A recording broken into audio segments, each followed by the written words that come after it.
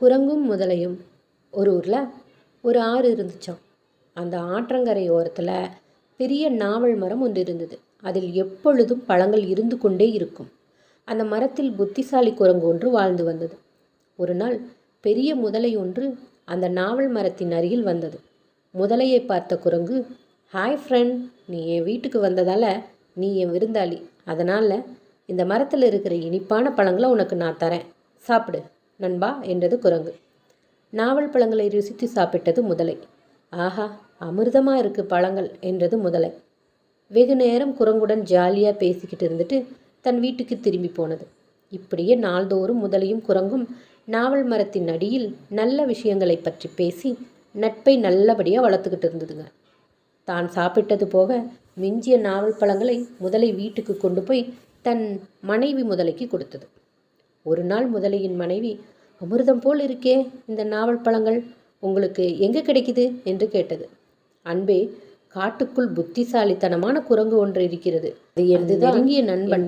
அதுதான் இந்த பழங்களை எனக்கு அன்போடு தருகிறது என்றது முதலை. அதற்கு முதலையின் மனைவி, அமிர்தம் போல் இருக்கும் இந்த பழங்களை எப்போதும் சாப்பிட்டு கொண்டிருப்பவனுடைய இதயமும் கட்டாயம் அமிர்தம் போலத்தான் இருக்கும். பிளான் போட்டது பெண் முதலை. என் மேல் உனக்கு லவ் இருந்தா எனக்கு அந்த குரங்கின் இதயத்தை கொண்டு வந்து கொடு. அதை நான் சாப்பிட்டு நோய் நொடி இல்லாமல் இளமையாக எப்போதும் உன்னோடு விளையாடி கொண்டிருப்பேன் என்றது பெண் முதலை. இதை கேட்ட ஆண் முதலைக்கு டென்ஷன் ஆயிடுச்சு. அன்பே, முதலாவதாக அது நமக்கு நல்ல நண்பன், இரண்டாவதாக அது நமக்கு பழங்களை தருகிறது. இது பாவம் இல்லையா? எனவே அதை நான் கொல்ல முடியாது. இந்த வீணான ஆசையை விட்டுவிடு என்றது ஆண் முதலை. அதற்கு முதலையின் மனைவியோ, அந்த குரங்கை எனக்காக கொடுக்கவில்லை என்றால் நான் உன்னை விட்டு பிரிந்து விடுவேன் என்று சொல்லி கோபமாக மிரட்டியது. ஆண் முதலைக்கு அந்த வார்த்தைகளை கேட்டதும் அதன் கண்களில் கண்ணீர் வழிந்தோடியது. இனி நான் என்ன செய்யவேன்? அந்த குரங்கை எப்படி கொள்வது என்று சிந்தித்தபடியே குரங்கிடம் போயிற்று. வெகு நேரம் கழித்து முதலை கவலையோடு வருவதை குரங்கு பார்த்தது. நண்பா, ஏன் இவ்வளவு நேரம்?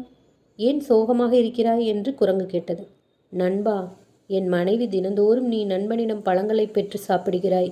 ஆனால் அதற்கு பதில் மரியாதை செய்யும் முறையில் நீங்கள் எதுவும் செய்யவில்லை. ஆகவே நீ உன் நண்பனை நம் வீட்டுக்கு அழைத்து வா. அவருக்கு பதில் மரியாதை செய்தாக வேண்டும். இல்லாவிட்டால் நீ என் முகத்தில் முழிக்காதே என்று கூறிவிட்டாள். உன் விஷயமாகத்தான் அவளோடு சண்டை போட்டதில் இவ்வளவு நேரமாகிவிட்டது.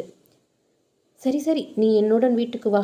என் மனைவி ஆவலோடு உன்னை எதிர்பார்த்து மிகப்பெரிய விருந்தொன்றை ஏற்பாடு செய்து கொண்டிருக்கிறாள் என்றது முதலை.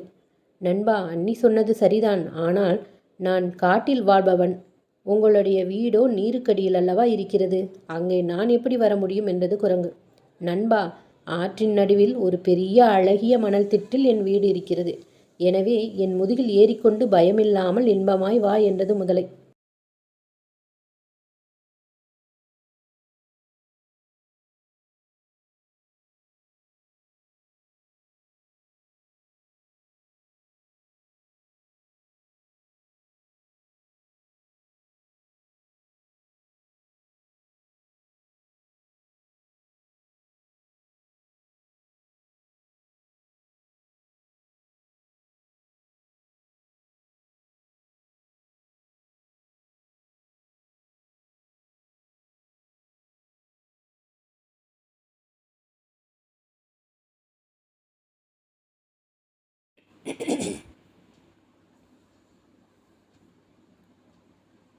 உடனே புத்தியுள்ள குரங்கு, அடடே, அப்படியா சங்கதி?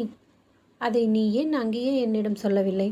நண்பா, ருசி மிகுந்த நாவல் பழங்களை இன்று நான் சாப்பிட மறந்துவிட்டேன். கொஞ்சம் பழங்களை நாவல் மரத்தின் பொந்தில் மறைத்து வைத்திருக்கிறேன்.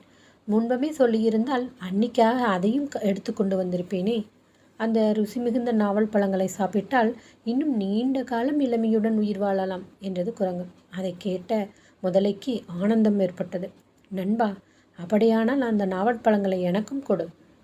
உன்னை நாவல் மரத்துக்கு திருப்பி அழைத்து செல்கிறேன் என்றது சொல்லிற்று. சொன்னபடியே முதலை நாவல் மரத்தடியை நோக்கி திரும்பி சென்றது. வழிநெடுக குரங்கு ஒவ்வொரு தெய்வத்தையும் நூற்றுக்கணக்கான முறை வேண்டிக் கொண்டே சென்றது. எப்படியோ ஒரு விதமாக கரைக்கு வந்ததும் உயர உயர தாவி குதித்து சென்று அந்த நாவல் மரத்தின் மேல் ஏறிக்கொண்டது குரங்கு. ஏறிக்கொண்டே, நல்ல காலம், நான் பிழைத்து கொண்டேன். நம்பிக்கை வைக்க தகாதவனிடம் நம்பிக்கை வைக்காதே. நம்பிக்கையானவனையும் நம்பாதே என்று தனக்குத்தானே சொல்லிக்கொண்டது குரங்கு.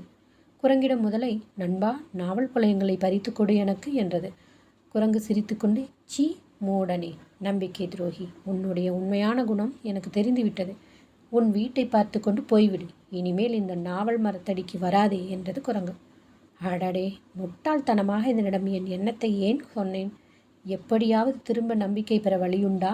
நம்ப வைத்து பேசி பார்க்கலாமா என்று எண்ணியது முதலை. நண்பா, விளையாட்டுக்காகத்தான் அப்படி சொன்னேன். நம்பிவிட்டாயா?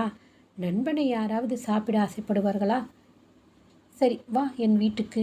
அண்ணி உன்னை பார்க்க ஆவலோடு இருக்கிறாள் என்றது முதலை. சொல்லிற்று. ஏய் சீ துரோகி, உடனே நீ போய்விடு, நான் வரமாட்டேன் என்றது குரங்கு.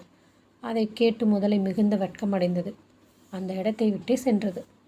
நீதி: ஒருவன் மற்றவர்களை ஏமாற்ற நினைத்தால் கண்டிப்பாக ஒரு நாள் எல்லாவற்றையும் இழந்து அவனும் ஏமாற்றப்படுவான் என்பதே நீதி. ஓகேவா?